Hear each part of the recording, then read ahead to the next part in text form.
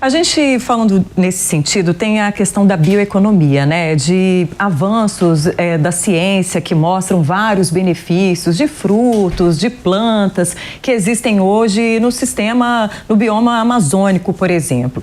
Como é que a gente pode avançar na produção e nos investimentos ali daquela região para a gente usar a bioeconomia para desenvolver todo um sistema também de conservação por ali? Bom, esse é um tema, a meu ver, altamente sensível, mas importante ser debatido. Em primeiro lugar, a bioeconomia não é um privilégio da Amazônia, não é uma exclusividade daquela área do país. A bioeconomia é um modelo de desenvolvimento que gera impactos ambientais cada vez menores em áreas diferentes do Brasil. Existe uma bioeconomia da Amazônia, como existe uma bioeconomia do Cerrado, do Nordeste, do semiárido, como de qualquer parte do território nacional. Na Amazônia, eu também gostaria de destacar que não existe só uma forma de bioeconomia associada ao extrativismo de frutos da região. Esta atividade produtiva, que sofre entre altos e baixos ao longo de muitos anos, tem ainda o seu valor, especialmente entre comunidades tradicionais e marginalizadas. Mas ela precisa cada vez mais de apoio técnico, de inovação tecnológica e, sobretudo, de uma rota para acessar mercados. Criar esse meio de campo que permita essas atividades crescerem, atingindo mercados brasileiros e internacionais de forma mais barata, é um caminho fundamental para gerar um benefício econômico para a região. Ao lado dessa, Patrícia, existe também uma bioeconomia alimentar que muitas vezes a gente olha com preconceito, mas que é fundamental na Amazônia brasileira. Nós estamos falando de uma região que tem 30 milhões de pessoas e é hoje disparado, segundo qualquer índice, a região mais pobre do Brasil. Esses 30 milhões de habitantes comem diariamente produtos que nós também consumimos. Proteína animal, arroz, feijão. Esses produtos vão vir de onde? Do sul do Brasil ou serão produzidos na Amazônia? Deverão ser produzidos lá. E essa bioeconomia alimentar do pequeno proprietário rural, do médio, em alguns casos do próprio grande, que produz de forma sustentável, é fundamental para o equilíbrio da Amazônia. Precisamos, portanto, pensar em políticas de bioeconomia que abram as portas do mercado para essa bioeconomia dos frutos florestais avançar, mas precisamos também apoiar essa bioeconomia, digamos assim, alimentícia ou agropecuária, que tem o seu papel na região.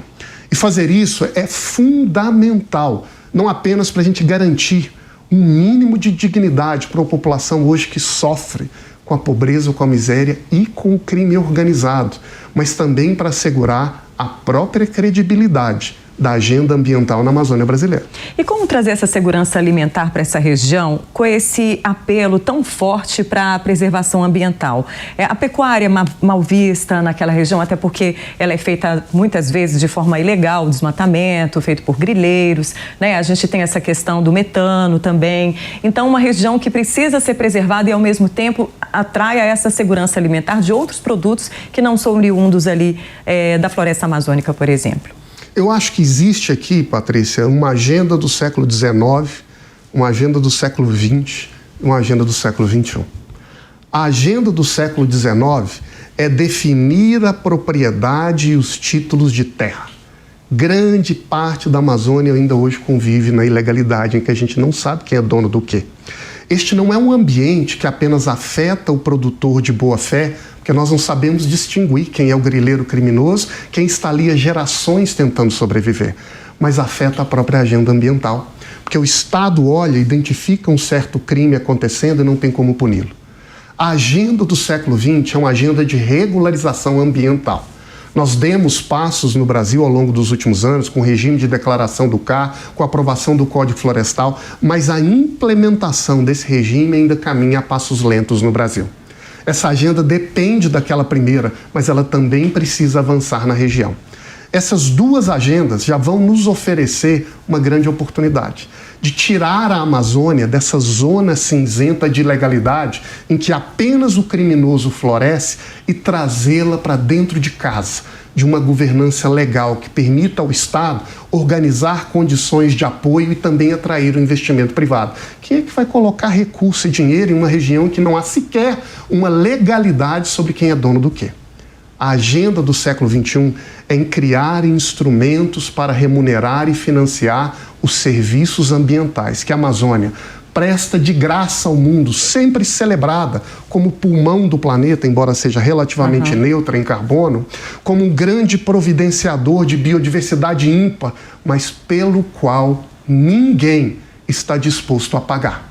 E eu não creio que nós vamos resolver esse impasse apenas, com todo respeito, passando a bolsinha buscando doação internacional.